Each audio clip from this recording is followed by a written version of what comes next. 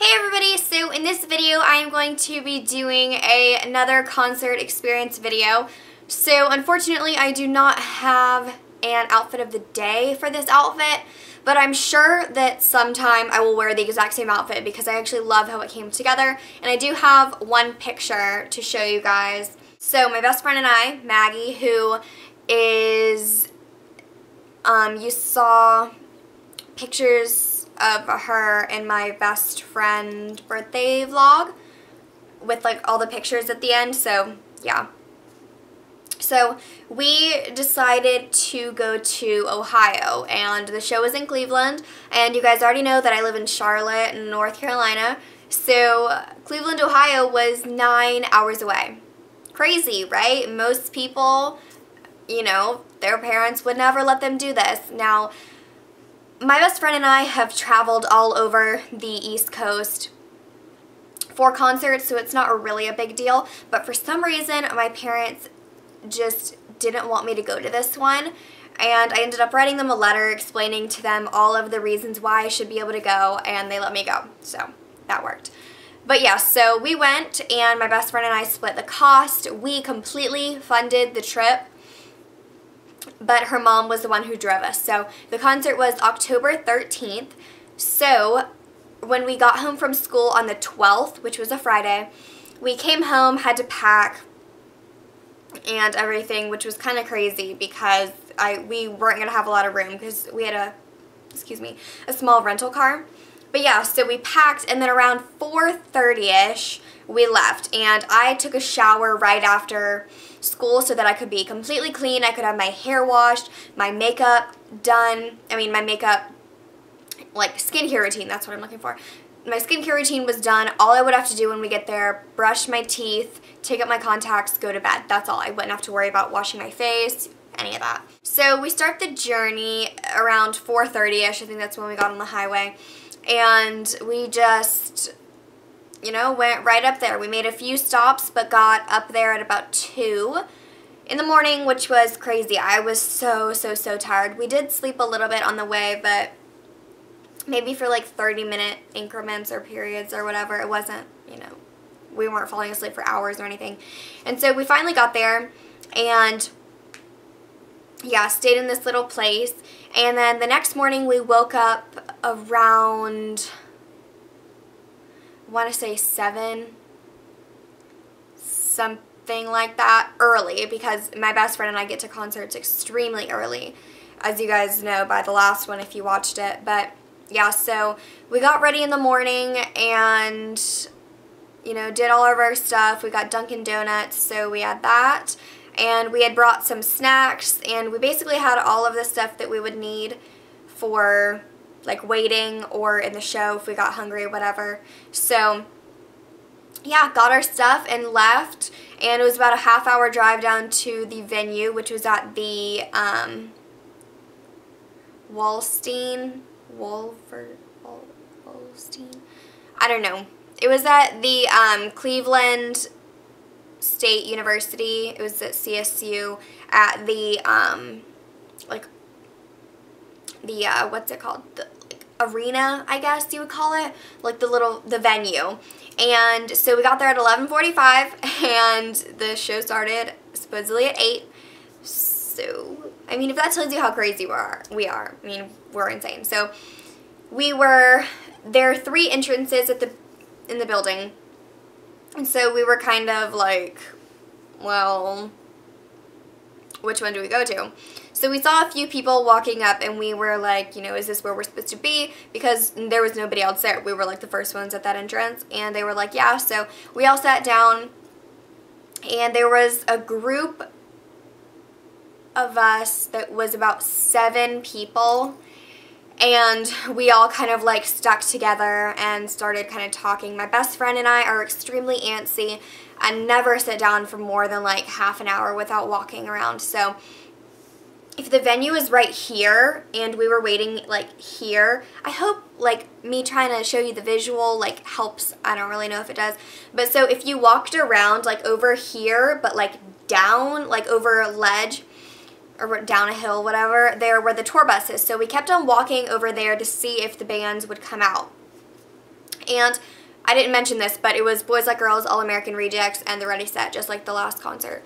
So we were singing the same thing over again. But yeah, so we kept on walking around there, and then it was downtown, so about 2-3 blocks away there was like a Starbucks that we would walk down to go to the bathroom. And you know, we were just walking around because we had nothing else to do for 8 hours. I mean, it was, you know, there was nothing to do. We weren't just gonna sit there. So yeah, fast forward some time, and we see Martin, who is the singer of Boys Like Girls, ride his bike. And so we saw him, and then we started walking towards Starbucks, and on our way home we decided to take a different like street back. And so as we were going by, we turn around and see Martin riding his bike back on the same street they were walking, and my best friend and I looked at each other like, no way. Like, he's right there. So we kind of like stopped and stared, and then like waved, and he yelled back and was like, hey, how are you guys, or whatever. And so we, you know, got a little interaction from him. And then we went back to the venue. You know, nothing else really exciting happened. It was really cold. We were completely bundled up like crazy. But I mean, it ended up being fine. It was like whatever, because I was actually burning hot inside, which I was worried about when I was getting ready. I was like, I know that if I layer like crazy, I'm going to still be cold outside, but I'm going to be sweating and burning hot in the venue. And so yeah, I mean, not much really happened. We were a little worried a lot of times that we were like not at the right entrance. We were like, what if they open the other entrance and we're at the very back of the line? Like, this would be horrible. And yeah, so time fast forwards, and it's around 6:45-ish.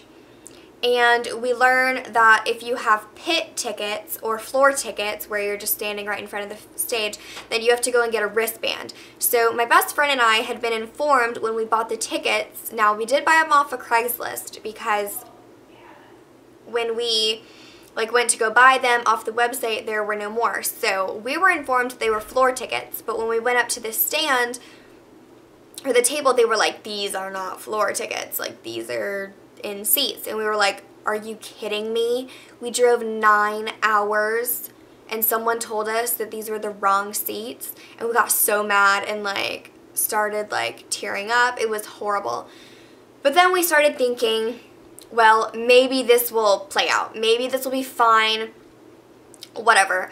And we have this really weird pattern that has somehow stayed true, besides this one point where it was messed up, but like kind of purposely, because we bought front row tickets. But the thing is that every other time we're front row, and then the times when we're not front row. So at the Boys Like Girls concert in Charlotte, we were front row. So we were like, why did we think that we'd be front? The pattern has told us, if you were front row, you will not be front row for the next concert. So we were like, this was bound to happen. Something bad happens at every single concert, and then it ends up so amazing. So, sorry this is so long. This is going to be like 20 minutes long. I'm serious.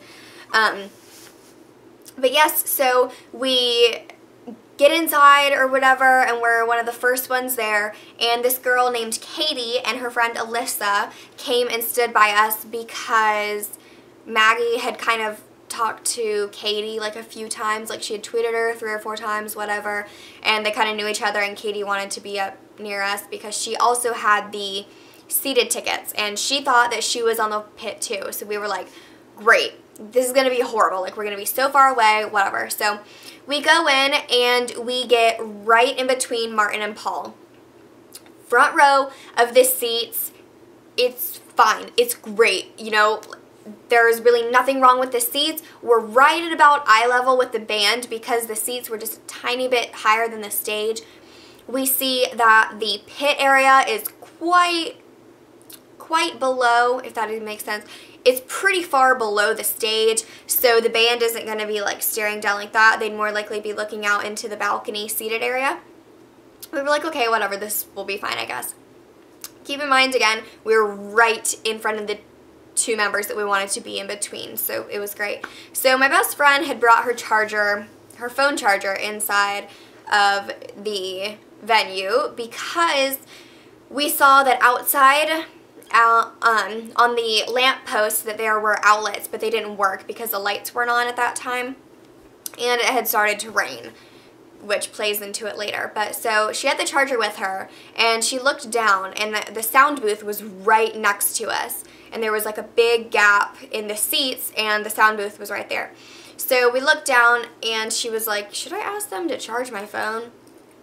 So after a few minutes of debating that, because her phone had like minutes or like, you know, like 10% battery or whatever. So she asks one of the guys, and he was kind of just like, what? But then plugged it in like right below where we were, and he was like, you know, keep an eye on it.